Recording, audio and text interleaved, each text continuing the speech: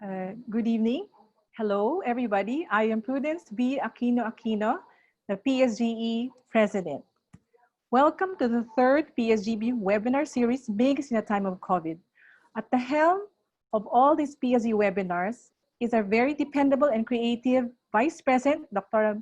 Maria Antonia Ihabana. Thank you very much for all your work. We have in our midst two outstanding speakers to be introduced later. I would like to introduce our moderators. The chair of them is Dr. Jennifer A. Aranza Mendez. Next slide, please.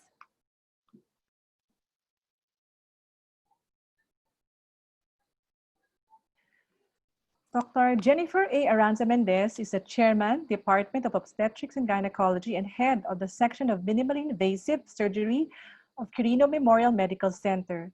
She's a board member of the Philippine Society for Gynecologic Endoscopy, Year Level 8 core faculty of the Ateneo School of Medicine and Public Health, an active consultant of St. Luke's Medical Center Global.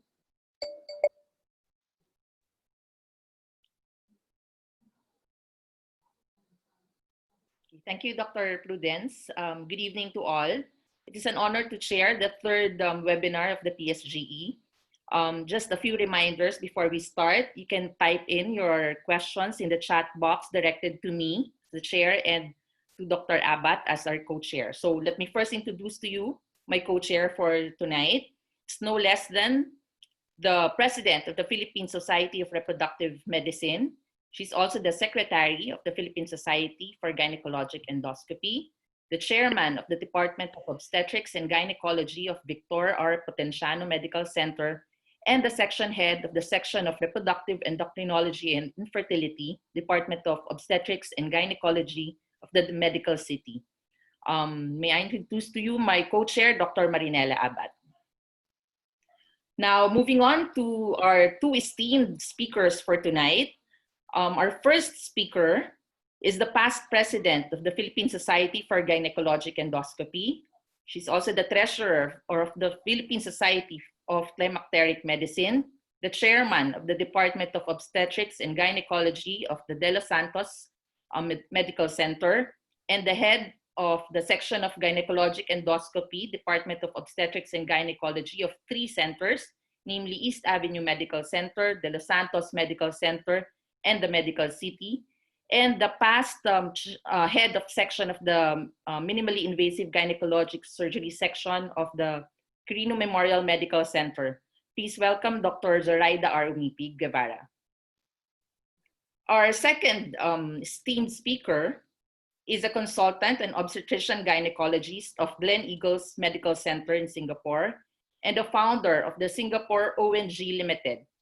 He's also the past president of the Obstetrical and the Gynecological Society of Singapore and a founding member of the Asia Pacific Association of Gynecological Endoscopists.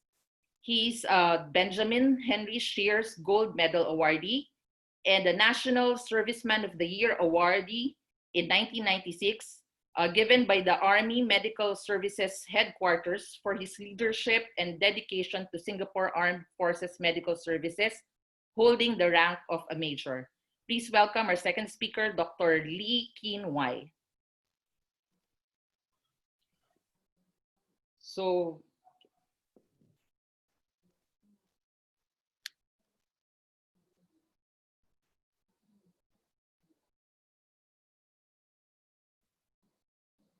for our first lecture entitled Myomectomy, Minimally Invasive Techniques, please welcome Dr. Zoraida Umipig, Guevarra. Good evening. I'll just share my screen.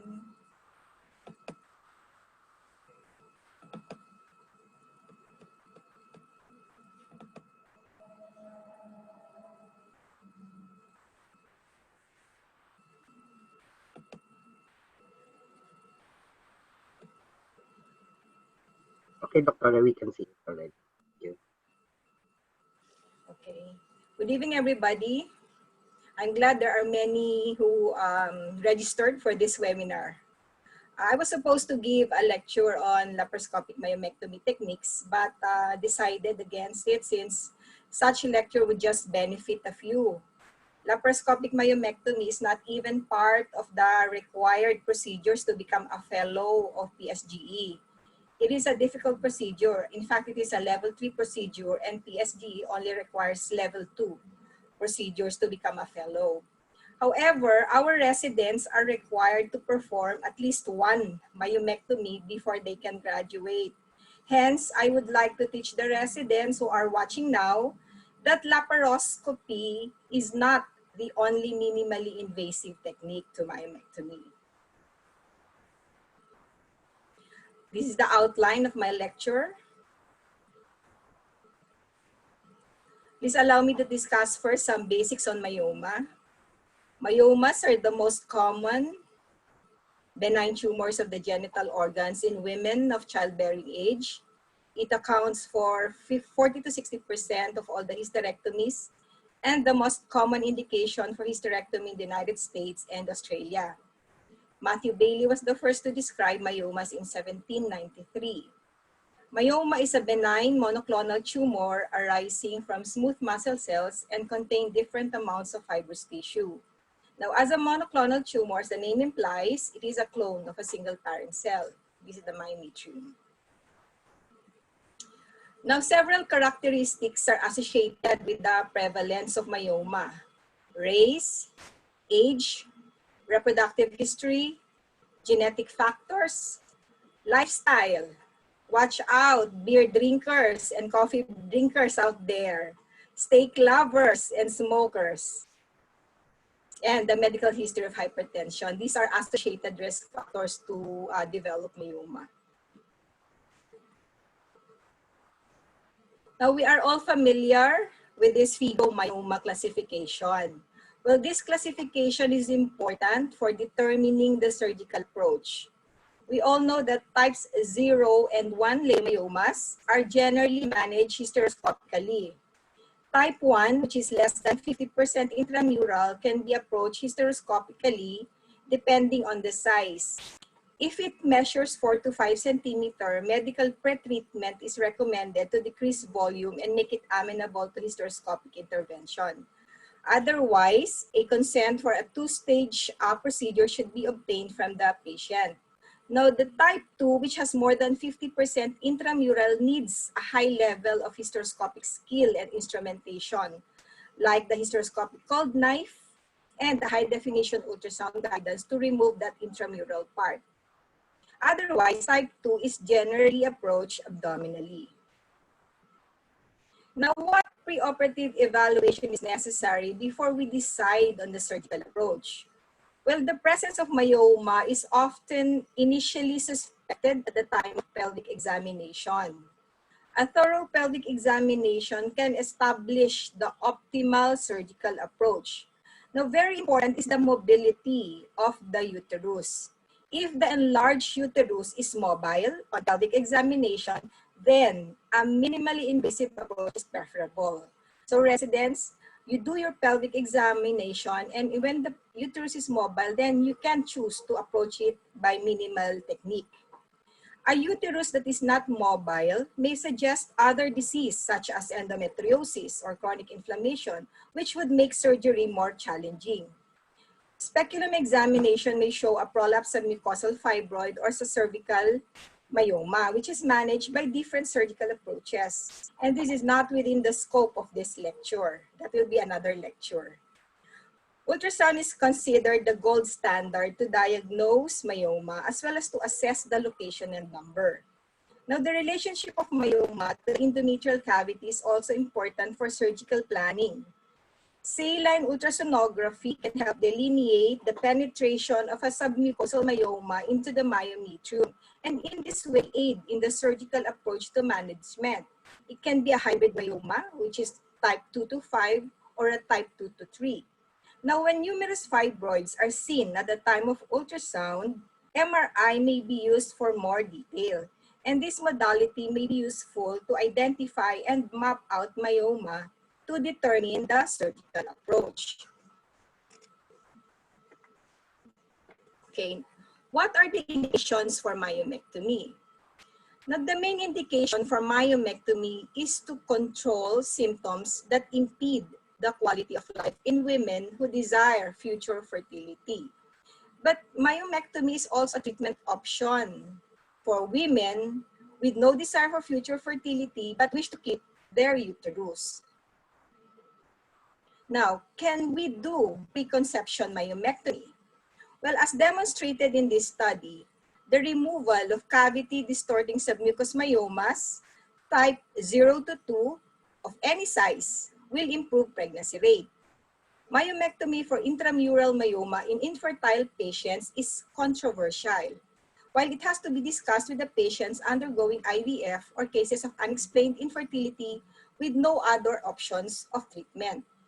Now, in some cases, myomectomy for myomas, FPOGS, type 3 to 5 may be done, while myomectomy for subserosal myomas in infertile patients or in patients with unexplained infertility is not recommended. But in some cases, myomectomy may be done for myoma FPOGS type 6 to 7 only for improving symptoms or to prevent pregnancy complications. Now, what is the role of GnRH agonist prior to myomectomy? Now, in a Cochrane review examining the impacts of GnRH agonist treatment before myomectomy, 3 to 4 months of pre-treatment led to a significant improvement in heavy menstrual bleeding. Thus, if it is a hybrid myoma, that is type 2 to 5, that is causing heavy menstrual bleeding, the use of GnRH agonist is a temporizing measure before myomectomy. But we need to explain to the patient that myomectomy still needs to be done after anemia has been corrected, because some patients will not return for follow-up when the bleeding stopped. Now, volume reduction from 30 to 60% occur within the first 2 or 3 months, and this allows for a minimally invasive approach. But GnRH agonist is not recommended solely to reduce intraoperative blood loss. And the use of GnRH agonists have some disadvantages. Aside from the side effects such as hot flashes, it may also decrease the size of the small myoma to a level that may not be observed at the time of surgery. And there is also difficulty in identifying the cleavage plane as the pseudocapsule is lost. And it will make your surgery more difficult when you have a pre-treated with GnRH agonist. Now, for these aforementioned reasons, up to date, this is recent, states that the disadvantages of GnRH agonist outweighs the advantages. Thus, it does not recommend its use before abdominal or laparoscopic myomectomy. Now, prior to performing myomectomy, we need to devascularize. We need to do some measures to decrease blood loss. Shown in this slide are medical measures that can be given to reduce intraoperative blood loss. These are intramyometrial vasopressin, bupivacaine and epinephrine, vaginal misoprostol, and these are the other medical measures to reduce intraoperative blood loss, but have been shown to be of low quality evidence. There are other measures. These are surgical measures, like bilateral uterine artery ligation using removable clips or suture, and bilateral internal iliac artery ligation before you do myomectomy. And these are for those skilled to do this procedure. However, it has been demonstrated that the medical measures is as effective as bilateral uterine artery ligation or bilateral hypogastric artery ligation in reducing intraoperative blood loss in laparoscopic and abdominal myomectomy. So if you're not so adept in retroperitoneal dissection or is afraid to go into the uterine artery internal iliac, then the medical measures will do. Now, just to show you, this is the kind of patient that we see at QMC and at East Avenue Medical Center, a big myoma. And this patient is not for minimally invasive myomectomy, because in this case, the uterus is enlarged up to 30 weeks. In this case, a combination of medical, tourniquet, bulldog clamps, and surgical measure would save her uterus. And Dr. Franklin Atencio has actually made a demonstration on how to do bloodless surgery for myomectomy. He advised to use tourniquet, and then bulldog clamp at the infundibulopelvic ligament, and he advised to use epinephrine because we don't have vasopressin in the center. Okay. Historically, myomectomy is performed via a midline incision laparotomy. But with the advent of minimally invasive surgery, minimally invasive techniques in myomectomy became more commonly performed and accepted now as the gold standard approach.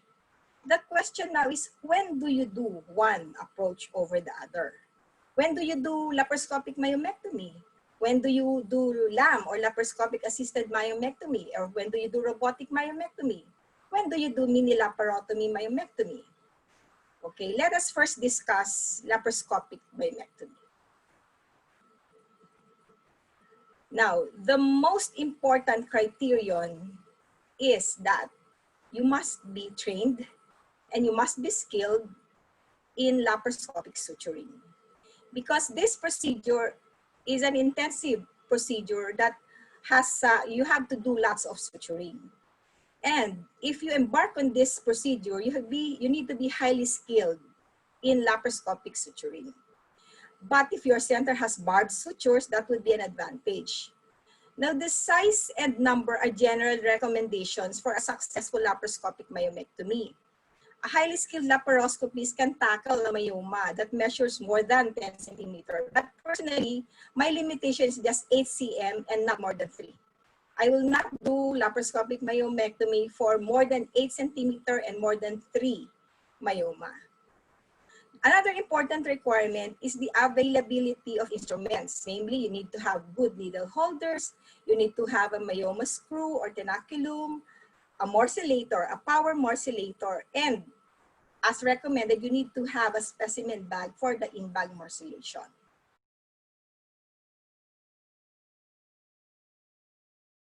Laparoscopy-assisted myomectomy. When you are skilled in laparoscopy, but not in laparoscopic suturing, this is the approach. In this technique, you don't need a morcellator since a suprapubic 3 to 5 centimeter transverse mini laparotomy incision is done after doing your laparoscopy for concomitant pathologies. And the most concomitant pathology in doing LAM is endometriosis. Now, for those of you who trained at UDMC, circa early 1900s to early 2000, Dr. Delphine Tan, the founding president of PSGE, has done so many LAMs. And this is the procedure that I saw when I was a resident. So he has.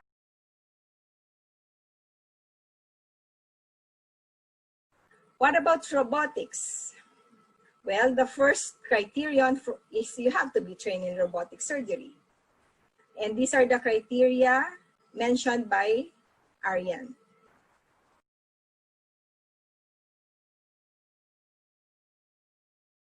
This is the approach, minimally invasive approach if you don't have any training in laparoscopy, for the residents and for the consultants who want to do it minimally invasive. So these are the criteria. Now, the definition of mini laparotomy is an incision that is not more than 5 centimeters. While ultra mini laparotomy, it has been reported.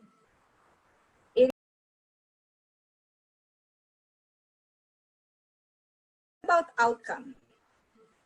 Now, in this report, you can see that the pregnancy rate after myomectomy is high, and thus highest miscarriage rate is associated with UAE. So UAE is not actually offered for patients who want to get pregnant.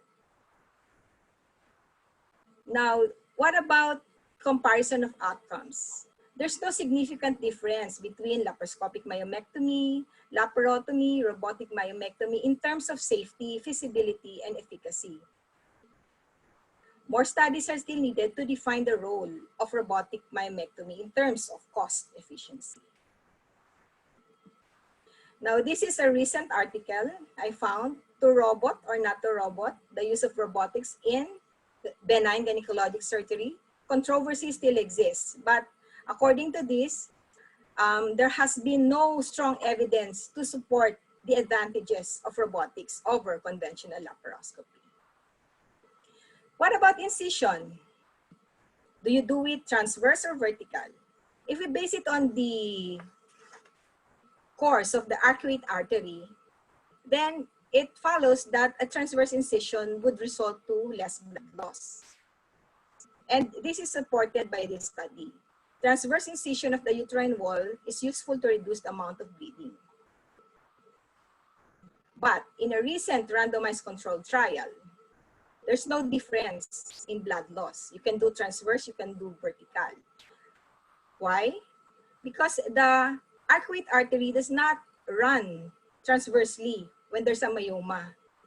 It runs vertically, it runs horizontally, it runs to all directions. There's distortion of the course of the arcuate artery. So there's no difference if you do vertical or transverse incision. It is dependent on the location of the fibroid.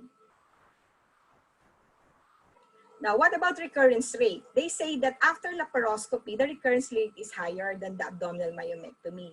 The reason for that is that there are small myomas that has not been detected. And so they are missed and they are considered recurrence. Now, in this study, they say that age and the size of the myoma are the risk factors for the recurrence. It is as high as 62% at 5 years. What about the risk of uterine rupture? Now, in this study, it has been reported to be 0.79. Less than 1%. It's the same with the previous cesarean section. And they found out that the risk factors for rupture for after laparoscopic myomectomy are electrosurgery and if you suture in only one layer. That's the reason why if you have a big myoma, it will be better to lessen the use of electrosurgery.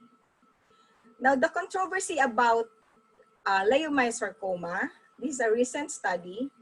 The estimated rate is just 0.5 per 1,000 or 1 in 2,000 procedures. It's quite low.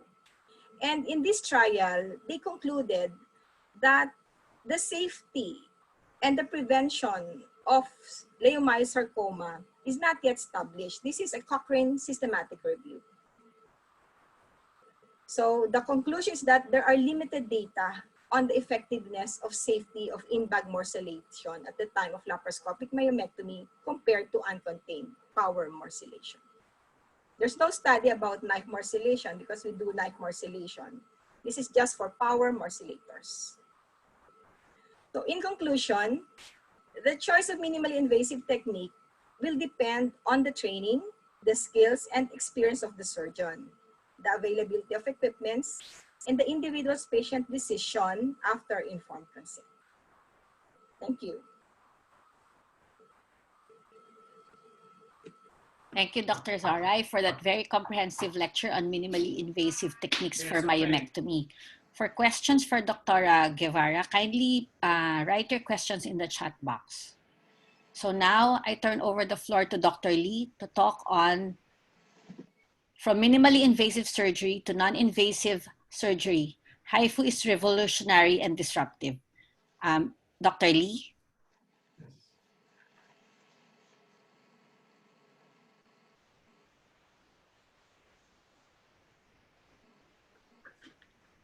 Can you all see me? Can you see my slides? Yes, Doc, you can see it. You can see my slides? Yes, Dr. Lee. Okay, thank you, Dr. Zoraida. That was a wonderful lecture. I think your residents will appreciate very much. And I didn't know that residents that is joining this seminar, but then can I just have a word to all the residents? Whatever you do, residents, please follow the instructions and the teachings of your supervisors or teachers. Because whatever I'm going to say is a very personal view, which I always joke, parental guidance needed, or in this case, supervisor's guidance needed, because it's really my personal view and I wish all of you will pass the exams. Thank you once again, PSGE, for inviting me. Thank you to the president of the society, Dr. Prudence, and the vice president of the society, Dr. Maria Habana, and the chairpersons and co-chairpersons. My talk today, oops, how do I switch my slide? Okay, it's from minimally invasive surgery and non-invasive surgery. And I think HIFU is revolutionary and disruptive. Before I start the lecture proper, let's take a walk down memory lane that gives me a chance to say hello to all my friends in Philippines. I met all of you again in July 2019 in Chongqing. I hope I get the names correct. Doctors Angelito,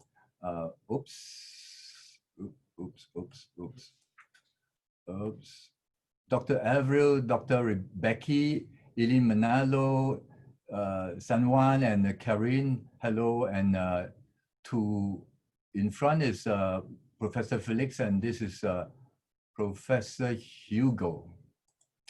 And I'm really, really impressed when I was invited last year in Manila to your PSGE convention. You call it the East Meets the West. And here are some pictures which I kept for remembrance.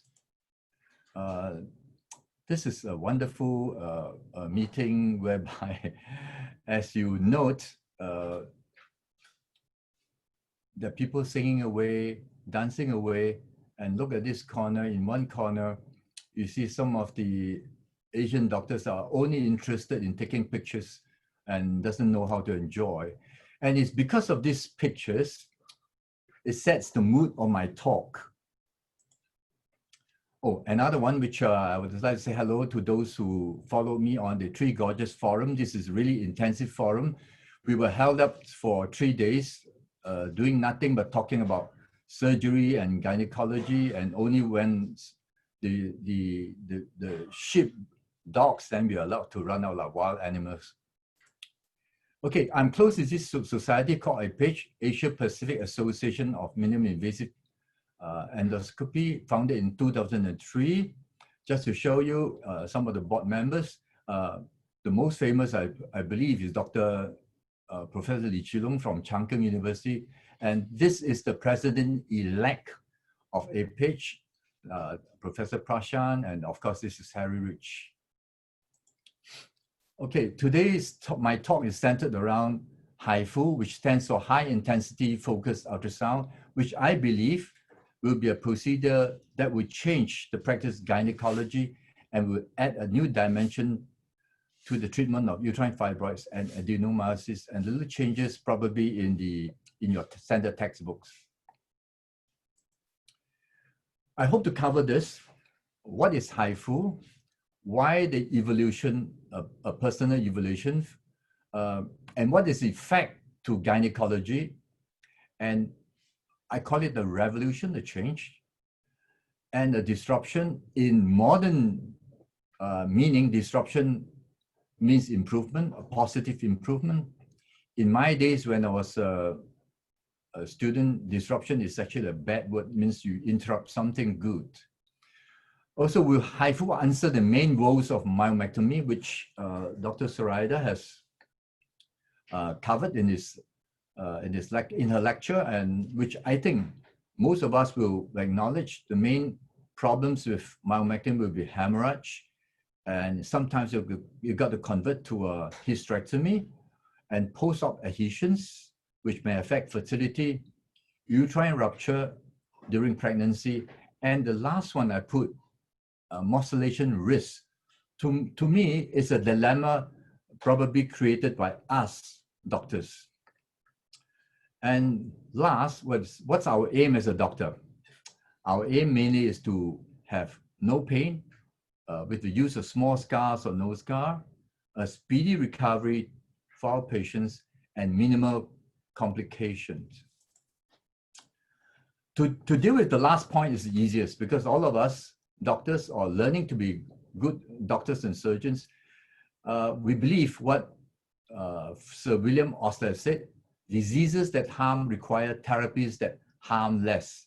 Remember, it's harmless and not harmless. All therapies has some form of side effect. And why do we learn to operate in a very constrained manner, like, back-breaking laparoscopies to achieve smaller scars? Is to provide less pain. And with that, hopefully the patient can recover and eat sooner and to return to normal activities faster. And we do hope with less complication compared to conventional surgery, it is better for our patient. So this sort of calling should be second nature to us. Today, I'm talking about a knife, which is called a virtual knife or an invisible knife. This is not an MRI machine, and the knife is actually here, from here, this way. It is an ultrasound knife, which has the depth of about 12 centimeters coming out from here.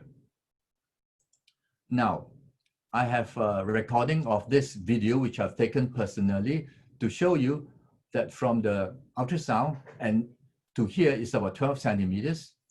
And this is a treatment bowl or the active element of the HIFU machine. If you put the hand across, you don't feel the heat. But if you put it at 12 centimeters or 13 centimeters, that's where the focus of the heat or the ultrasound will be. Let's watch this clip. You see, I have a friend to put a hand across. No burns. No burns. And another friend to put it across. Again, no burns. So it is very safe unless you put it at the 12 centimeter point. Okay, sorry. Okay. This is the animation or program. You see that this is the treatment head, which actually ablates millimeter by millimeter. Every little burn or treated area is about 1 millimeter by a length of about 3 millimeter. It goes this way in slices. Or to put it another way, if I move this treatment head to the tissue, and when I press the button to treat or to fire, the ablated area turns white, or we call this a gray scale change, like so. So I will move, once I see a change, I'll move to another location to ablate the tissue. Now, what is therapeutic HIFU used for in present day? It is used for the uterus, breast, liver, in especially palliative treatment of cancer of the liver, palliative treatment for cancer of the pancreas, kidney, bones, bone cancers, soft tissue like the thyroid, and a lot more. And in gynecology, the main use for uterine fibroids and adenomyosis, placenta accreta, cesarean sections, cesarean pregnancy scars, and abdominal wall endometriosis. I have evolved from open surgery to keyhole to what's next? Is it a single puncture, which still has a scar, or to nodes, natural orifice trans-endoscopic surgery, which still has a scar? I believe HIFU is really, truly scarless. Now I'm going to show you a video. After watching this short clip, which I believe a picture is worth 1,000 words, you understand what I mean. Patient walks in,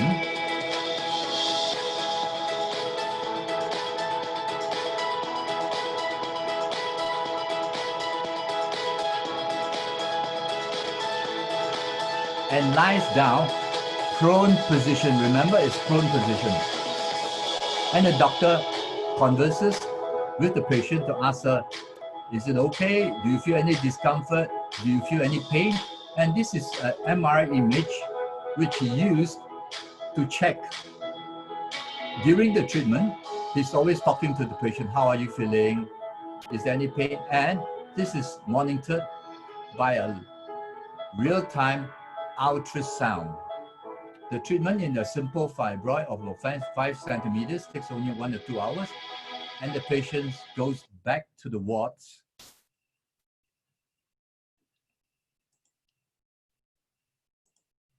Oops, need to change this? No, okay. And I want to explain to you, there are 2 types of delivery of HIFU. One is by MRI, which is usually done in the radiology department. And the other one, which I'm talking about, is ultrasound guided, which has more ablative capacity compared to MRI guided, which is just mainly heat. The difference, if you notice, MRI, of course, the image is much better than ultrasound. They have a temperature monitoring, which is real time, but not an image monitoring, and which is not real time. The transducer movement, because it's housed, you have to house the patient in the MRI machine, is limited. Whereas in the ultrasound guided HIFU, the patient is not housed in a machine. So the position of the patient can vary, can be adjusted in an ultrasound guided HIFU. Not so in an MRI guided HIFU, because you are in a chamber and you're not supposed to move.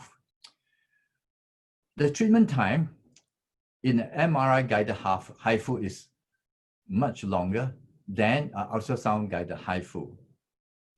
And basically, you are using two devices. One is the MRI and one is the HIFU machine. So the treatment cost is definitely more.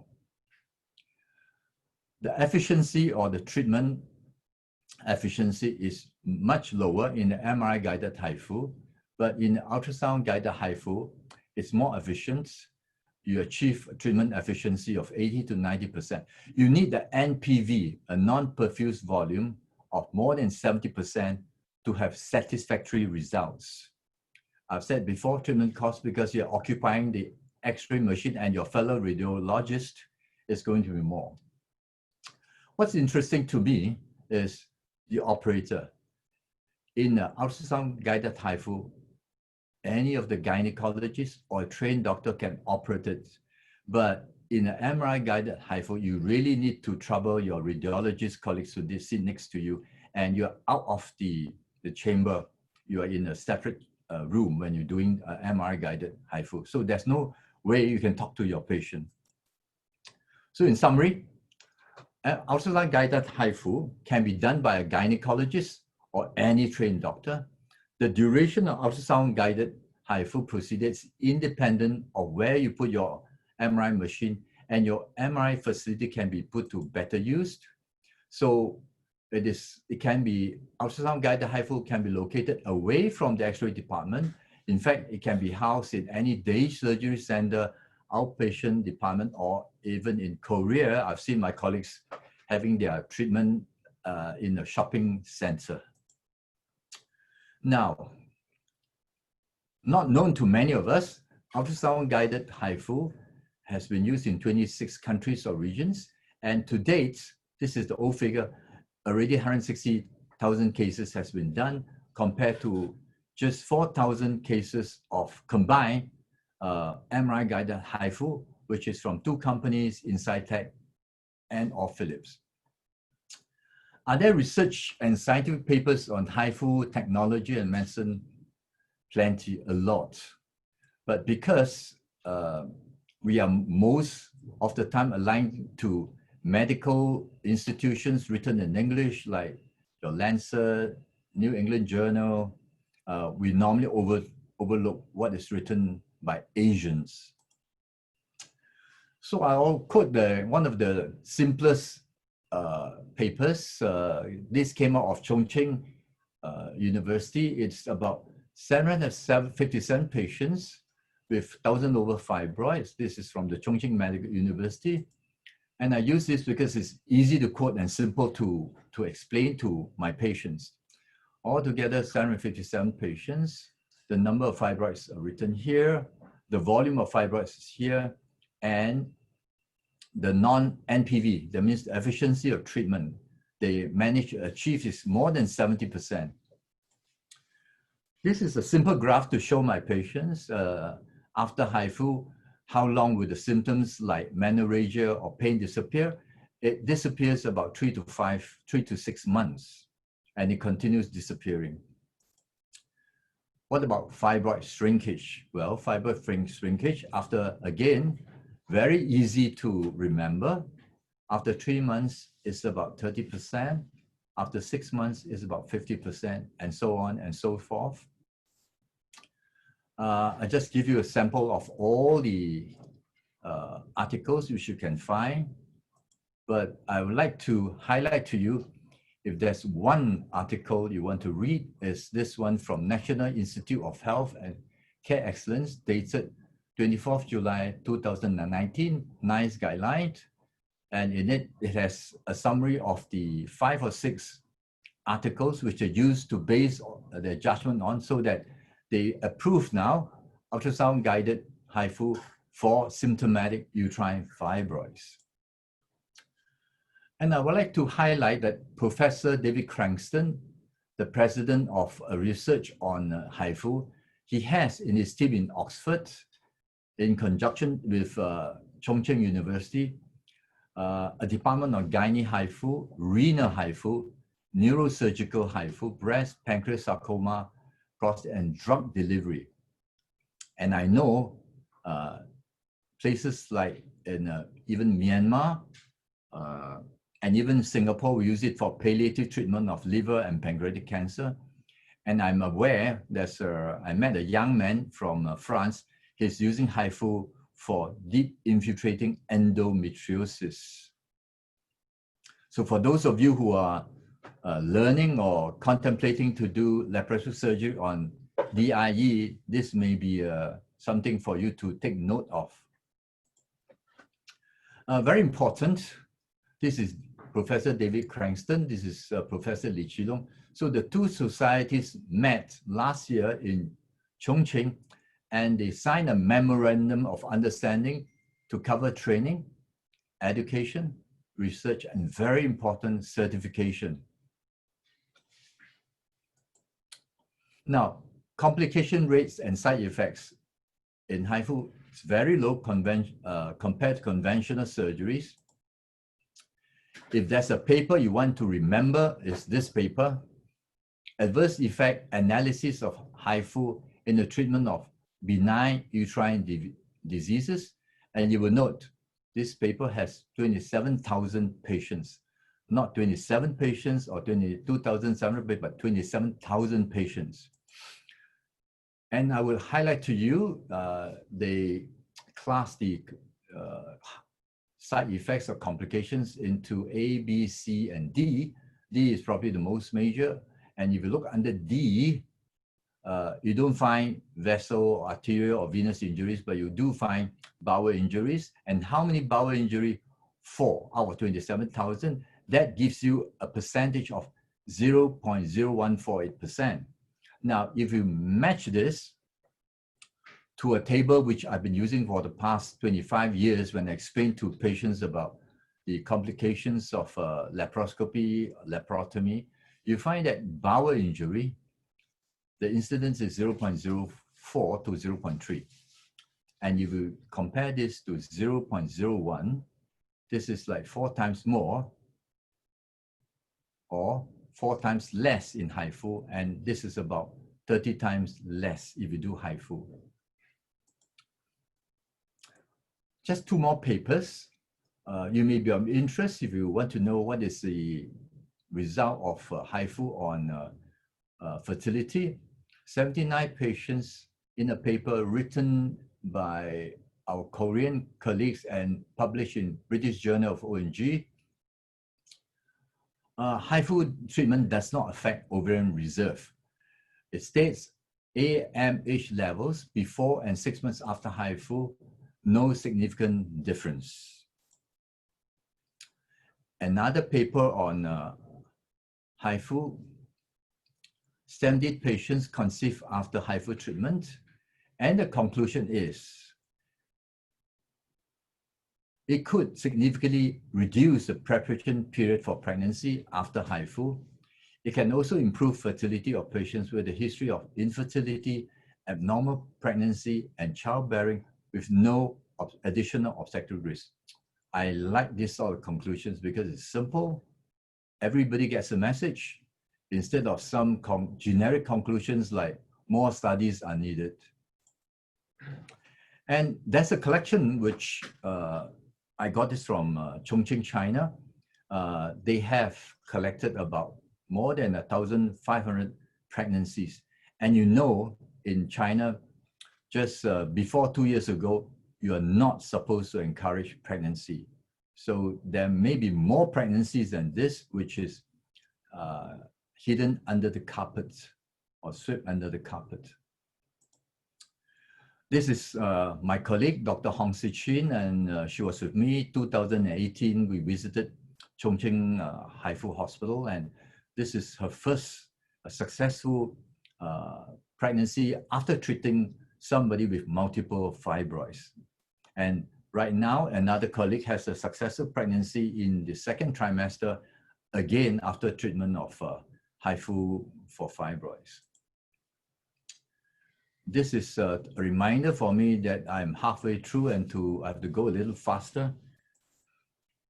Oh, finally, the sound of HIFU or the sound of music reaches Singapore in July 2018. So we are still very new in this management.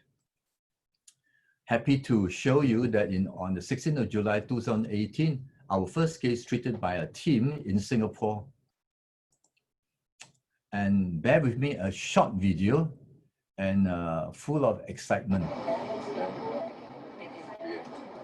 This is live, real time. And before we shoot, we have to make sure the bowel, which is, you can see the bowel here, which is moving, is away from the line of fire. Okay, and every time we fire, it changes gray or white. And you can hear the excitement when something white appears. It's like snow snowing, you know, in this area. And I can tell you the excitement is fantastic. And I always say this without shame, that it's like holding your girlfriend's hand for the first time. It's really exciting. Okay, I stop here. Oops. So the same patient, I did her on a Monday. And I gave her 1 week of medical leave, but on Wednesday, she posted this picture of her doing her climbing, returning to her usual activity. But I did want her, please be careful, because it's still a form of surgery, although you don't feel the scar and don't feel the pain. 5 months later, she went snowboarding, and she posted this picture and sent it back to me. And this is with her permission, which I'm showing you. And this is her MRI. Her fibroid was 48 by 37.9 mm. After treatment, actually before a year later, a few months later, it shows it is 38.5 by 38 mm. What's important is her hemoglobin improved and her periods are no longer heavy. I show another MRI of a patient, 54 years old, heavy period and in pain. You may comment that anybody 54 years old should be going menopause and there's no treatment needed. However, let me remind you, a 54-year-old in today's day and age dresses and behaves like a 34-year-old. And if you say, oh, maybe take off your uterus, I tell you, if she has a gun, she'll fire it at your face. 9 months later, after HIFU, the fibroid shrinks. And just to prove to myself and my critics, I actually did a hormonal profile. And it is as young as a 40 years old. So don't write off anybody who is 54 years old. I call this technique revolutionary and disruptive. The reason being, just like all of us who started off with MIS or keyhole surgery, and this is done in preference to open surgeries nowadays, we have our criticism from a lot of colleagues who doesn't do keyhole surgeries, and we were the brunt of a lot of jokes. But if you ask women now, more women will choose non-invasive. In other words, no scars over a surgery with a scar. This is no-brainer. Furthermore, there will be less debate over whether you want to morcellate your fibroid in a bag and then stitch with barbed wires. You have less of all these headaches. And what is more interesting to me, especially for those of you who have loads of patients for IVF with adenomyosis, I think there's hope for them without surgery. And in fact, now, a lot of IVF colleagues refer the patients to me. I don't do IVF, but you know, they also do not like to face patients with adenomyosis. So the use of operation rooms will be less. There will be less use of endovision camera system, OT equipments, but very important, less blood transfusion, especially now with COVID in the world. We have less people coming forward for blood donation, and the hospitals are limiting operations that will need blood transfusion. So it's a good thing to have now. There's better deployment of your operation room facilities like nurses, doctors and technicians. And to the hospital is definitely a positive saving. You won't need all this if you do HIFU. And I show this picture again. Remember, I call this a dilemma. It's really a dilemma started by us doctors. And we somehow, in this case, whereby unfortunately a colleague suffered from a hidden leo or undiagnosed leiomyosarcoma, and the good doctor actually meant well, used a morcellator to remove the fibroids, and this poor morcellator gets blamed for upstaging the cancer. But we all know that when we do myomectomy, whether it's open or minimally invasive or robotic, the first cut on an unsuspecting leiomyosarcoma, and then you tuck on it to encapsulate it, and then you put it somewhere waiting for the morcellate to come in. The very moment you cut into the uterus, you have already upstaged the leiomyosarcoma. So I don't think we should blame the morcellator. A very good description by the president-elect of APAGE regarding the use of morcellation bags is food for thought. It's like after sex, then you use a condom. It's food for thought. But for residents, please follow what your teachers say. Okay, surgeries for fibroids and adenomyosis and hysterectomies will definitely drop. This is actually to the betterment of our female patients. There will be a reduction in the use of medication like ulipristal acetate, or we call it Asmir in Singapore. This has, I just put it up for information, this is already banned in Singapore and a lot of other countries. There will be less use of anti-adhesion products. There will be maybe more use of GnRH agonists to reduce the size of the fibroid or adenomyosis before HIFU treatment. At the same time, it helps to bring up the hemoglobin level while waiting for the GnRH agonist to act. And there will be a more use of your MRI machines if you have one in the hospital. And there will be more use of the contrast media. Now, competition-wise, for those of you who use radio frequency to treat fibroids, I'm afraid this will be less popular. And for those who use uterine artery embolization, which actually embolizes the whole uterus and may even stuff the blood supply to the ovary, this may not be preferred by patients.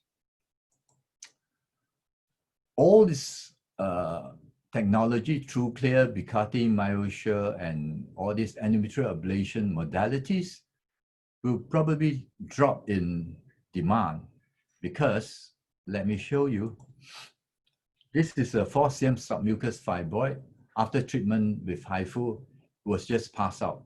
4 centimeters, this picture comes from my colleague, Dr. Tan, who uses the HIFU to treat the fibroid. This is my patient, a nurse, after treatment of fibroid. Some of these fibroids, which could be intramural, but quite near to endometrium, get passed out. Always remember, the uterus decides what to do with the treated fibroid. And this is a very nice case of mine. Last year in July, I treated her with HIFU for intramural fibroids, actually more than one fibroid. And the biggest one, you can see it as an indentation in this hysteroscopic picture, just an indentation on the roof. When I reduce the pressure, it does come down, but it doesn't come down like a submucous type 1, type 2, or type 0. This is what I see. But lo and behold, this intramural fibroid, which is about 6 centimeters, came down after 9 months post-HIFU, and can you see it appearing? Like the moon is appearing. And it has become from intramural to become submucous. So I'm waiting for it to reduce to about 3 centimeters, and I'll remove it hysteroscopically with a resectoscope. What about our maternal fetal medicine ultrasound subspecialists? You know, we have a group of colleagues who are not in favor of going to scrub it in major theater. They prefer to do ultrasounds, and for antenatal cases and for deliveries, maybe it's time for those who do not like to scrub up to jump into the bandwagon and to be a surgeon again, because in HIFU, you do not need to scrub up like in major surgery. Very interesting, because they are very used to looking at ultrasounds. But of course, this most of the colleagues who are in the ultrasound room and in maternal fetal do not attend lectures on laparoscopy and gynecology.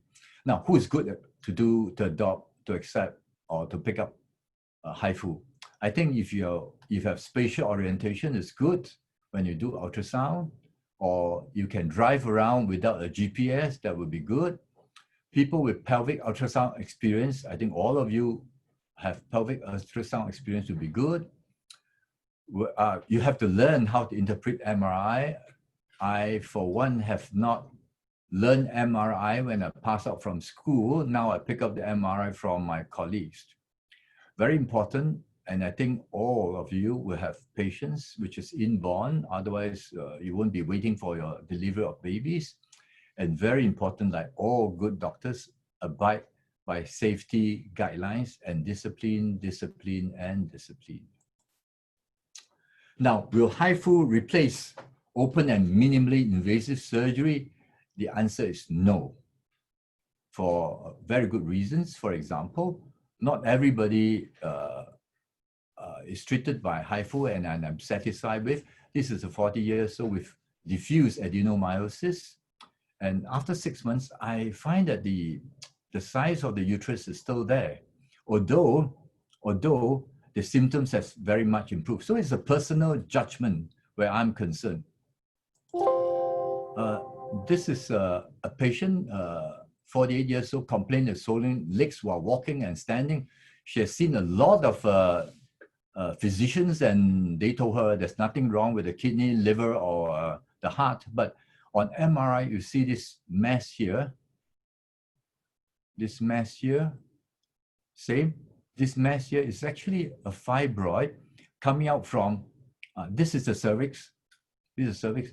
This is the upper part of the vagina, coming out from the back of the uterus, from the internal os of the cervix, or the uterine cervical junction, and protruding backwards into the sacrum, very close to the sacrum, and this is the colon. and the rectum. So in this case, because of the size, and because if I fire this way, I may allow the energy to pass through the fibroid and hit the rectum or the sacrum. I declined HIFU for her, and I offered laparoscopy. This is the MRI picture. You can see the whole mass stretches from the right to the left, the whole pelvis. And because of that, it actually obstructs the blood flow. And that's where her leg swellings came from. So this is a fibroid deep in the pouch of Douglas. This is a fibroid from left to right. And after myomectomy, after stitching, this was where the fibroid was occupying, pressing on the nerves and the blood vessels. So after that, she doesn't have edema of the legs anymore. So to all of you, it is good to learn a new procedure as another alternative to offer to patients, or just to inform the patient there's another technology alternative, or refer to appropriate HIFU department. This, I think, is the essence of good doctoring, or the spirit of doctors. I want you to remember, this invention is from Professor Wang Jibiao. He actually turned a knife in nature to something I call the invisible or the virtual knife. So please remember, we always remember the names like Harry Rich and who is the person who invented antenatal ultrasound, but please do remember some things are coming out from Asia. And the preservation of femininity and fertility, in my opinion, HIFU is an excellent alternative treatment for fibroids and adenomyosis. Now, my last slide before I sign off is HIFU is not arcade games, although you're pressing on buttons. Neither is it a bowl of water with ultrasound. The whole thing, the whole treatment process is actually acquiring a virtual therapeutic system that comes with research, teaching, learning, and management. It is a whole new world of surgery that demands undivided attention. That is your focus, or the team's focus, your judgment and skill. Okay, I'll stop here to take any questions, and I would like to appeal to the chairpersons. Just give me another 2 minutes after all the question answers to show you my last few concluding slides. So over to you, chairpersons. Okay, thank you, Dr. Lee, for the very comprehensive and informative lecture on HIFU. I hope we will be having a machine here in the Philippines soon. So now may I call in Dr. Zoraida Guevarra to start off our question and answer. Dr. Zoraida.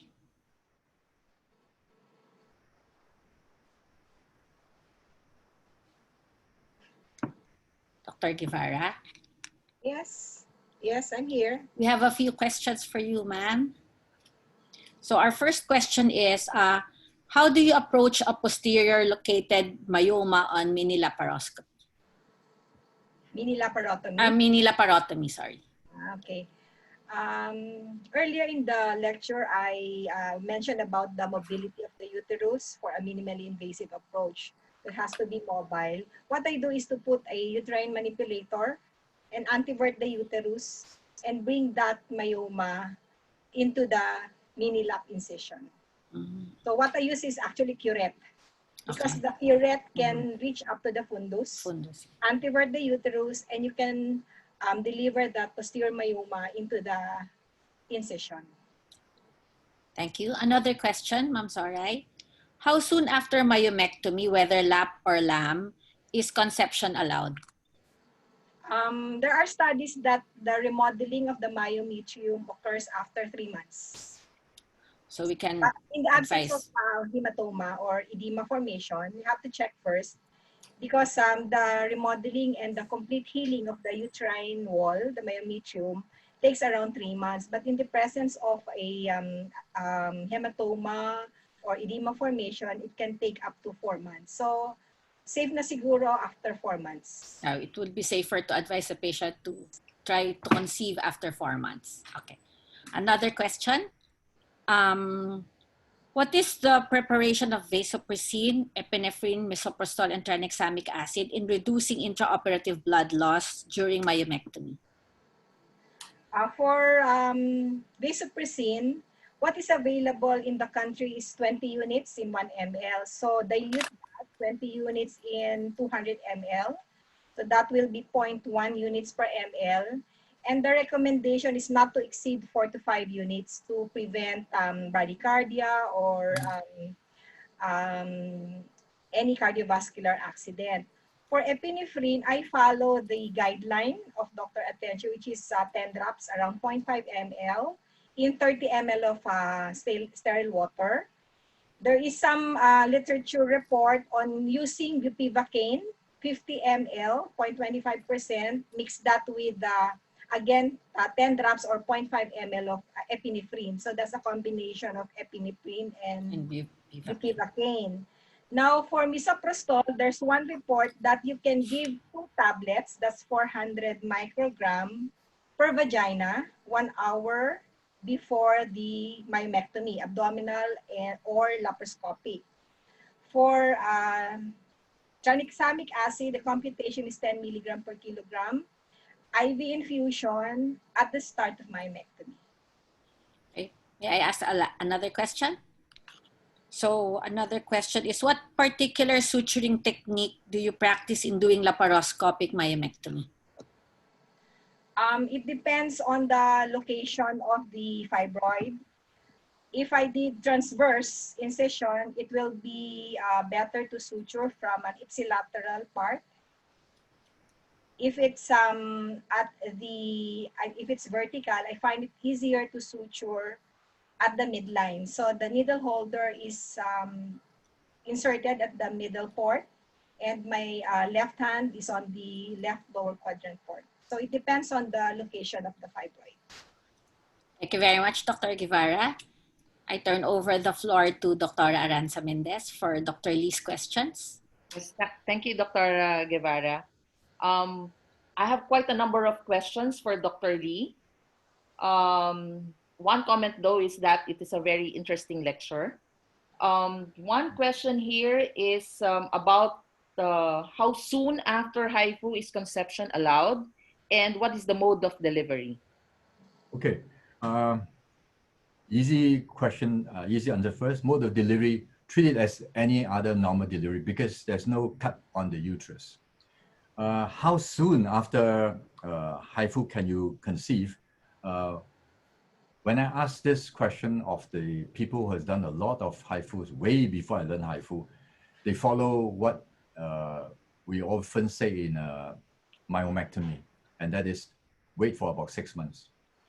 Now, as I know from correspondence with somebody who has done more HIFU than I have, I know they said if it's an uncomplicated fibroid, for example, something that is just solitary and less than 6 centimeters, I think they allow pregnancy after 3 months. Okay, then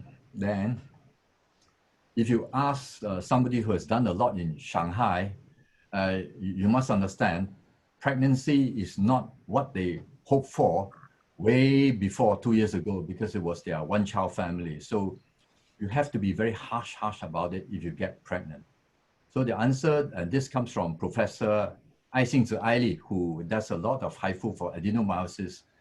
She said, one of the side effects of HIFU for adenomyosis and fibroid is pregnancy. So she's a joker, but this is what she says, and they cannot sometimes review to the authority that somebody is pregnant. That's the sad part. That's actually one of the questions here, Doctor. What are the side effects of HIFU aside from pregnancy? Sure.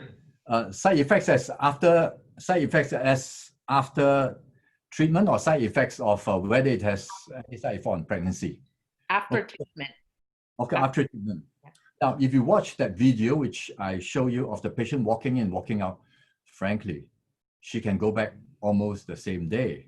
But because we started HIFU quite late, just 2 years ago, we also do not want to have any complications. So to be very careful, we keep them overnight for 2 reasons. One, for them to rest and be able to go home without any complication or side effects the next day. 2, I also want to observe and also want to learn from the patients I've done to see what are the complaints and so on and so forth. So I'm actually learning from them, not just me, but the whole ward and nurses wants to know after HIFU treatment in Singapore, what are the complaints and the side effects from patients. That's the reason why I keep them overnight. The other reason is minor, which is because some of the insurance cases, they want them to stay overnight, which is really, I would say, non-medical, but this is the regulation from the insurance. I see.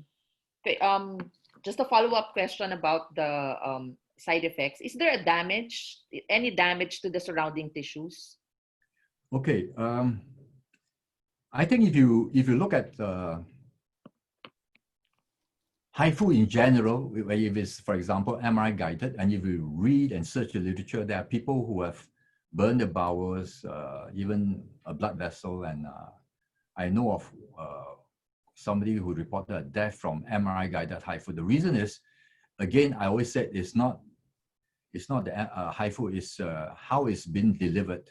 Because in MRI, you ask the patient not to move, and the patient is usually heavily sedated, so the patient cannot feedback, and the operators are behind a screen out of the room. So when there's pain and all this, you probably do not know.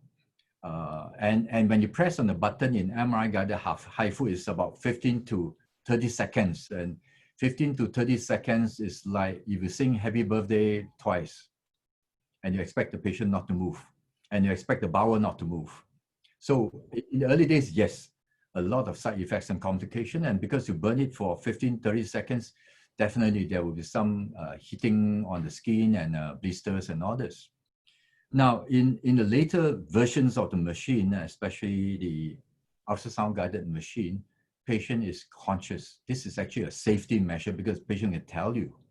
Secondly, it is over a bowl of water. It must be over a bowl of water because the water, when we treat, is icy cold.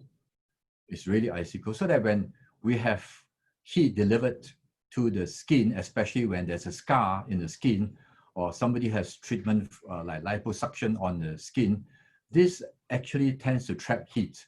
But because of the bowl of water, and because we use the bladder to push the bowel away, we always encourage the patient to keep the bladder or to put the Foley's catheter in to blow up the bladder. And then on top of it, we have a balloon, which is tucked between the transducer and the abdomen to further push the bowel away. So with all these measures and preparation, like 3 days before, don't eat a lot of vegetables, the fibers and all this, and eat something simple like rice porridge, something easy to digest. You find that when you do, the intestines doesn't move so much, and you do not have a lot of bowel moving into the area of operation.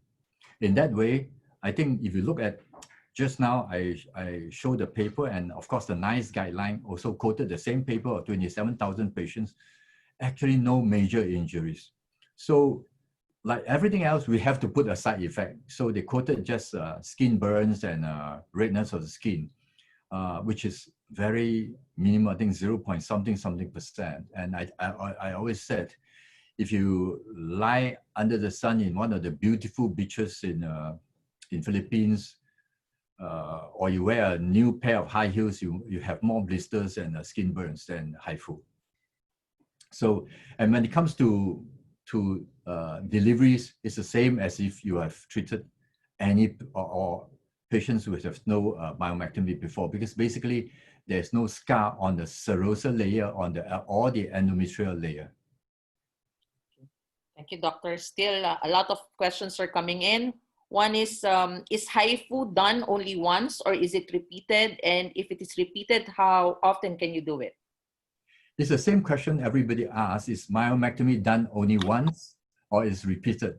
Really depends on the youth of the patient. If you are 20 years old with multiple fibroids, I think a few years later, because your uterus is intact and you are still hormonally reproductive, there is a chance of seedlings of fibroid appearing again, and probably you have to do it again. That is for people who ask me whether you have to repeat the number of HIFUs. But if you are about 45 years old, and again, like how you would counsel a patient who is 45 to 49 years old on myomectomy, the chances of recurrence of the fibroid you have removed is probably 0, but new fibroids growing again in 50 years old, then you really have to watch out for sarcoma. So again, the answers will be the same answers you face with myomectomy in women of different ages. Okay, thank you, doctor. Can we still, yes, there's another question here. How much is the cost of the procedure in Singapore? Okay. Right, I can only qualify Singapore because in a, let's say if person is paying cash without all the insurance and all this, in a laparotomy or laparoscopy for myomectomy of the, say about 7 centimeters, and you stay overnight for 2 to 4 days, depending on whether it's laparoscopy or myomectomy, it will be about 30,000 to 45,000, depending on these Singapore dollars. Depending on whether you are staying in a single room, 4-bedder, 6-bedder. So, but a HIFU for the similar type fibroid usually is 30% or more less total. That's why the hospitals are very happy with it. So are the insurers. I see. So this can be covered by insurance?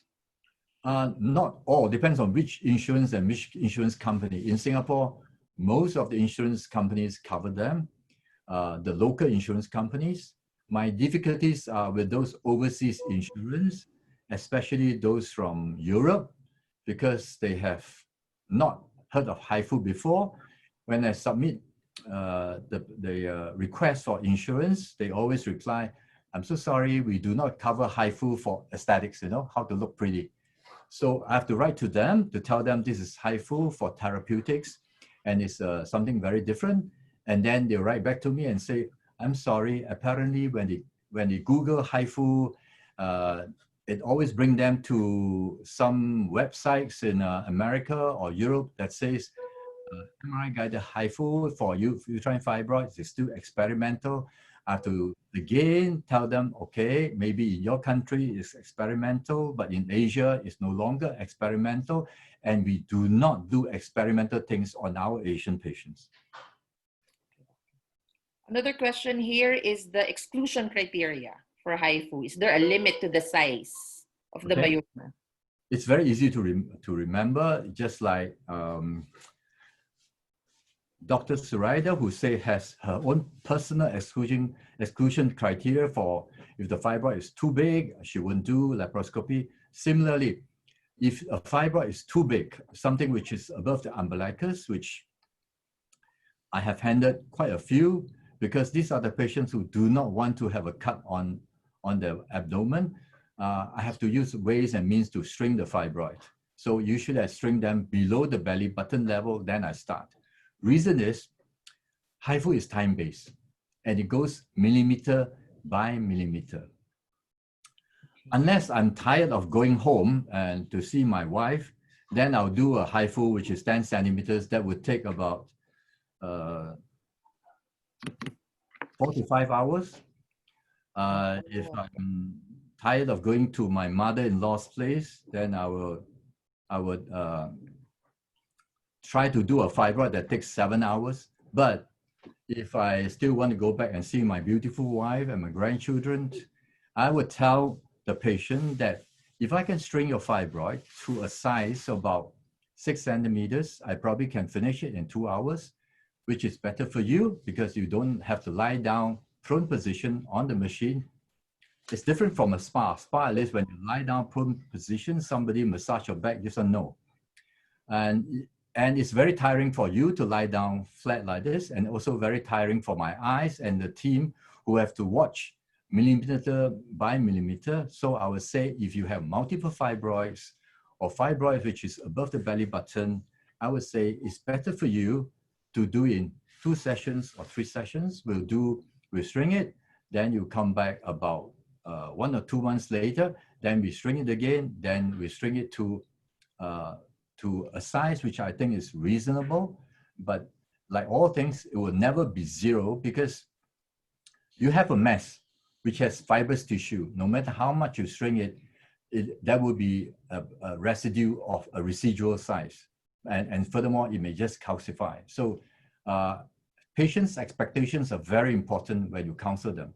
If those who say, I want the fibroid to disappear, it's better to do surgery. For those who understand that they are willing to wait for example, menopause, so you're actually using HIFU to speed up the shrinkage of the HIFU as if it's menopause coming, but you're not menopause. I mean, everybody is still as beautiful as they are. So how soon do we see the shrinkage? Okay, from the paper I quoted, it's very easy to remember. The paper says about in 3 months, 30%, in 6 months, half the time, 50%. But counseling and expectations, counseling and expectations of patients are very different. So never over provide or over estimate. So instead of telling patients, you probably expect 30% in 3 months, I always say you probably expect 30% in 6 months. And I can tell you, when you do not oversell the technology, they're very happy when they hit 50% in, say, 3 months. But if you always promise them it will be gone in 1 year, and you know that some fibroids will never be gone, then they will come back to hound you. So I always say counseling and managing expectations are very important. Be truthful. Is there any medical contraindications for HIFU? Actually, very few, you know. In fact, those contraindications straight away, like high blood pressure, diabetes, and all this, and not amenable to major surgeries, should be amenable to HIFU, except for those who, because we need an MRI. So for those who die cannot go to an MRI chamber, just for that MRI for about half an hour to 1 hour, then it's a bit little difficult, because we need the MRI pictures as a guide, as a gauge. But if you twist my arm, can you not do with MRI? I'm sure those who are very experienced will be able to tell you, yes, with just an ultrasound machine, a single fibroid, let's say 5 cm, or you can actually do it without MRI. But I would not advise that, because usually the patients come with multiple fibroids. So when you have MRI machine, you pray and hope that you have the usual 5 centimeters, 6 centimeters fibroids that come to you. My answer is no. You find that everybody who have multiple fibroids will rush to you. And these are usually the fibroids which your colleagues doesn't want to handle, but they are the ones who refuse the surgery, and that will come to you. So do be careful. That's why I always said, when you learn HIFU, it's a whole new concept of management and judgment.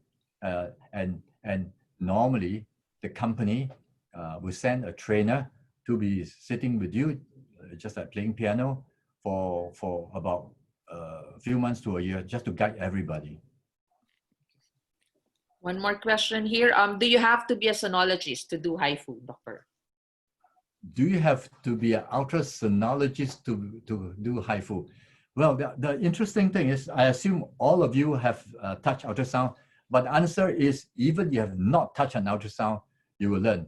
Reason is, this is what I learned from Chongqing, China, is because all the trainers, when they pass out with the basic degree MBBS, and when they apply for a job in the HIFU hospital, actually most of them have not touched ultrasound. And that's why if you are trained in in the Chongqing University or Chongqing Hospital, your training is 6 months to get yourself trained in, number one, ultrasonography, HIFU, how to read MRI, and that's why it's 6 months. For most of us foreigners who goes there, and especially those who have ultrasound knowledge, it's about 1 month. But that follows by a preceptorship that follows you back in your home country, whereby somebody is sitting next to you to teach you how to play the piano. Okay, just a few more questions, Doctor. One is, what is the failure rate for HIFU, and do patients experience pain after? Sure. The answer, the easy one first, pain. In anything you do, even after massage, you feel pain. You agree? Okay, sure. So when you hit a fibroid with energy, the fibroid will get angry over the next 1 or 2 days, and this inflammation or reaction may give a little bit of pain. Usually just for a week or so, but I would say 90% of the patients do not feel pain, because the moment they return to the ward, the first thing they ask is, can I eat? Second thing is, if there's pain, the nurse will serve a paracetamol or aspirin or analgesic to alleviate the pain. It is not as painful as laparoscopic surgery or laparotomy. So pain is there, but it is manageable, and most patients don't even feel it at all. Okay. Another question here, when doing HIFU and something goes wrong during the procedure, are there like a help team that you can contact? Okay, remember I said it is a operation system. First and foremost, there's always a trainer next to you. Say you have already passed and the trainer is gone, but you have a team of nurses which usually has gone through some HIFU training. Third, when you do a HIFU, what you're doing is beam to the central monitoring station in Chongqing, which monitors all the HIFU centers that wants to be monitored throughout. In other words, throughout 24 hours, there's somebody monitoring if you ask for it, and if you need help, you can just give them a telephone call. And in fact, the machine has this communication procedure whereby you can straight away talk to them live if you need to. So the answer is yes. If you need help, yes, there's somebody to help you, but very few incidences of patients need help, because number one, there's no knife. You're not taking a knife. Secondly, when there's any mechanism failure, like there's some leakage of the pump or the foam or the plastic balloon, your nurses and your technicians who are taught should be able to deal with it. So if you have done robotic surgery, I think robotic surgery technical help is more than HIFU. The other thing is, if you need help, is how to prevent yourself from falling asleep. Have coffee next to you, because you're doing millimeter by millimeter and your eyes is always focused on the screen. You can't move away. And your hand is always on the button. So because if you see a bowel coming in front of you, you stop shooting and you press stop straight away. So I would say if you follow the guidelines and you're awake, it's very, very safe. And one last question, doctor. Is Sure. an anesthesiologist needed when performing HIFU? Okay, I'm telling you the truth.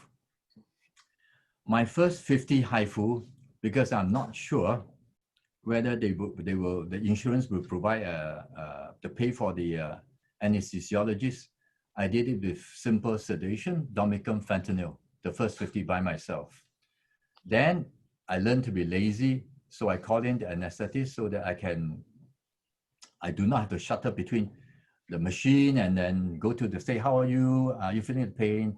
And I also found out that the insurance pays for the anesthetist. So I got the anesthesiologist to be there with me. So my life is simpler after my first 50 cases when I learned that it's okay. But in certain places, in some countries, even in I must say in Taiwan and all, even for laparoscopy, they have one anesthesiologist and 4 very qualified anesthetic nurses to be in every room when they're doing laparoscopic hysterectomy. So my answer is, if that can be done, you can have well-trained anesthetic nurses to be there. But of course, I think training and briefing has to be done by the in-house anesthetist. And once the team is ready and good, experienced, you really don't need an anesthetist with you all the time. But of course, I am now older, less energetic. I want an anesthetist to be next to me, so that at least I have someone to talk to, or the latest gossips always comes from my anesthetist. Thank you very much, Doctor. There's still a lot of questions, but in the interest of time, I will have to turn you over. Thank you. I will have to turn you over to show a few more slides. Yeah. Yeah, please continue whatever you're supposed to do. Yes, no, now we can give you your request. We will give into your request for an extra 2 minutes, Dr. Lee. So this is my sincere request. Let's share the screen.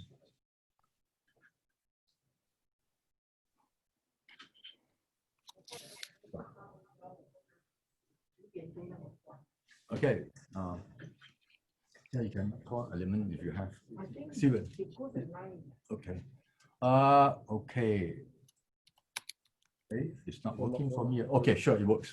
Thank you for the questions. Indeed, it's also, I'm very glad that I can answer some of the questions. Just to let you know, share with you, I organized 4 webinars last 2 months in June and July with 20 experts, and they are all done in such a way. Or if you have a camera, this is a most important picture you take of me, because it's all on YouTube, and all the answers which I have not answered you well enough should be there.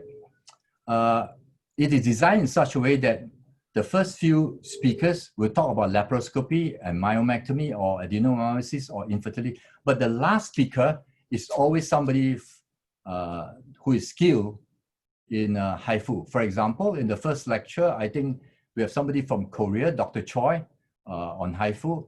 The second lecture, I have the teacher, the great teacher from Chongqing, who trains 50, 60 trainers to teach HIFU. Professor Zhang Lian, he will give his opinion on HIFU. And the third lecture is something very interesting. This is Dr. Raymond from South Africa. He gave a very elegant lecture of his procedure of HIFU from South African point of view. Very interesting. And last but not least, I have my good friend, Professor Ai Li from Shanghai, who gave a talk on adenomyosis and HIFU. So if you want to know all about HIFU and more about HIFU, all you need to do is take a picture, Google for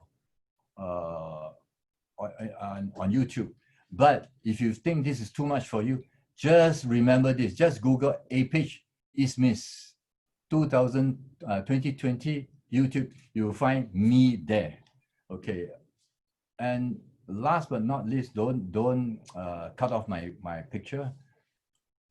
Okay, you know, this is very interesting and still etched in my memory. You have a lot of talents, really a lot of you, a lot of talents in Philippines. I would really like you to share the knowledge, learn the HIFU, spread the goodwill, start believing in yourself that you could.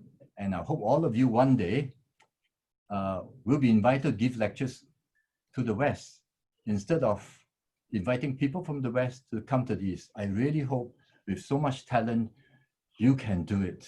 You know, all of you are younger than me. I'm very sure you can do it. Thank you so much. And I have the last word in 4 letters in Chinese. What it means, it is the world belongs to everybody. I'm Dr. Lee from Singapore O&G Group. Thank you very much, all my friends in Philippines. Thank you very much, Dr. Lee. Maybe sometime we can give you a visit so you can teach us how to use the HIFU. Really, you know, before, frankly, now, as I said now, if you really want to learn HIFU hands-on, it's going to be Chongqing. But if you're coming by Singapore on your shopping trip, or before you go to Chongqing or South Africa again, whatever you're going to, do drop in. I think some of you have met Tony. Either contact Tony or contact the person who's looking after HIFU or taking care of HIFU in Philippines, or just write to me anytime. I will go through with you. In fact, it's very important if you can spare half a day with me. I'll explain to you in English, because once you go to Chongqing, a lot of things are in Mandarin. So yes, I do welcome all of you to Singapore. So you will be expecting a call from us soon, Dr. Lee. Oh yeah, especially on your shopping trip. We need. Okay. How about tourism now? We really need. Okay, then we go shopping. Okay, sure. So now we listen to Dr. Zoraida for her last words. I'm just going to repeat my conclusion that for you to try minimally invasive techniques in myomectomy, you need to be trained and skilled. And the choice will actually depend on your expertise, on, of course, the choice of the patient. Because the final decision will be, after informed consent, the patient, whether she wants to undergo laparoscopic myomectomy or just a mini laparotomy. Thank you. Dr. Zoraida, can I just add something? Now, again, all residents, don't follow what I say, because it's not meant for you. Please follow what the teachers say. The argument has always been whether you do transverse cut or longitudinal cut. But have you ever thought of doing, since there are so many advantages, have you ever thought of doing a oblique cut? Because if you do an oblique cut, then your stitches go from left to right, in perpendicular axis to your stitching needle. Life is so much easier. So maybe we should not tie ourselves into either this or that. Maybe we do something more Asian, the way we like it, the way we want to dance. Thank you so much. Yes, I agree. Thank you, sir. Thank you, thank you. Thank you very much, Dr. Lee and Dr. Guevarra. So next on our program is an announcement to the members of the Philippine Society for Gynecologic Endoscopy. So we would like to remind you that in order to maintain good standing for the year 2020, a fellow or a member must pay the annual dues on or before December 15, 2020. And in lieu of the annual convention, he or she must attend 3 out of the 7 webinars hosted by PSGE this year. Attendance to the POGS PSGE Pre-Congress webinar on October 21, 2020 also is a must. So registration to all PSGE webinars is complimentary naman. So hope to see you in the coming webinars and on October 21 for our pre-congress. So I would also like to remind you that there is a short 5 points post-test for this webinar. You need at least a score of 3 out of the 5 points to be awarded a certificate with CPD units. You are allowed unlimited attempts to achieve the minimum score. So a post-test link will be posted in the chat box. The certificate of participation with CPD units will be sent through your registered email address after submission of the survey and post-test. So the survey also, the link for the survey will be found you'll find it in the chat box. So thank you. So now I turn over the floor to our Vice President, Maria Antonia Habana. Ma'am Tonette? Yes, Nay, can you hear me? Yes. Yes, Ma'am Tonette. Okay. Thank you very much. I would like to thank all our participants for attending this webinar. It has again been a very interesting and enjoyable evening.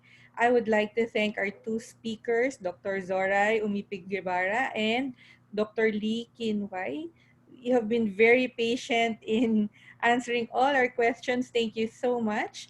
I'd like to thank also our chairs, Dr. Jennifer Aranza Mendez and Dr. Nay Abat, our sponsors, HIFU, Unilab, and Biofam for the platform. At this point, I would like to invite everyone to our next webinar. So we have a lot planned for you. Russell, can I have the first slide? Yes, so on September 9 at 3:30 p.m., we will discuss management of ovarian endometrioma with Dr. Delphine Tan and Dr. Klaes Hack. This is supported by an educational grant from JCS Pharmaceuticals for Dryfield, and again, Unilab and Biopharm for the platform. We also prepared, if I have the next slide, please, a 3-part series of webinars supported by an unrestricted educational grant from Karl Storz. No? So we have the first one on August 19. That would be on laparoscopic surgery for endometriosis. We have Professor Michelle Canis, whom we met 2 years ago, and Professor Angela Aguilar. For September 2, we have a systematic approach to TLH. Again, our faculty would be Professor Helder Carvalho and Dr. TC. We're all familiar with Dr. Herman Tan Cardoso. And lastly, on September 23, we will have another webinar on hysteroscopy, this time with Professor Rudy Campo, who was with us, Professor Lee, last year, and Dr. Joan Tan Garcia.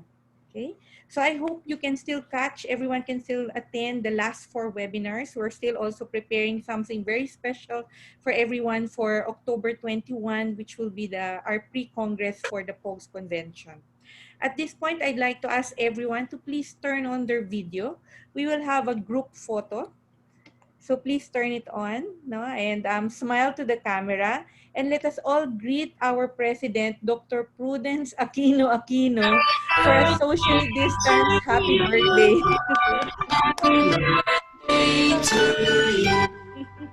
Happy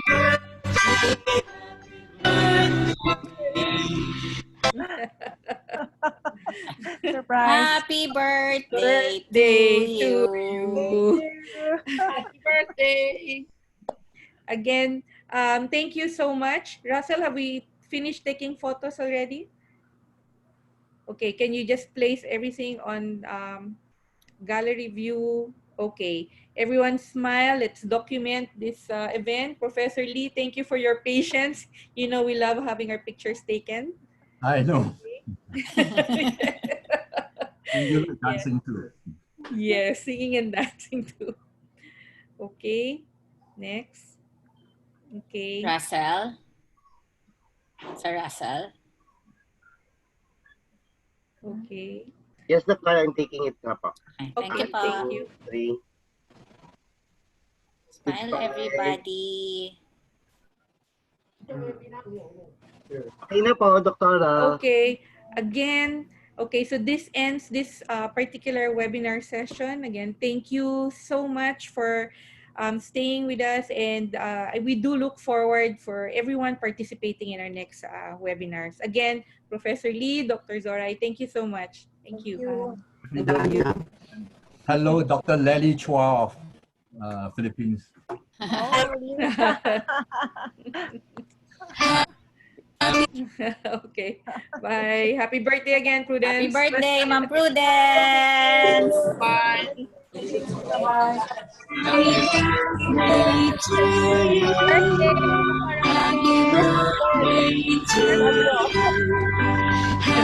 birthday, happy birthday, happy birthday to you.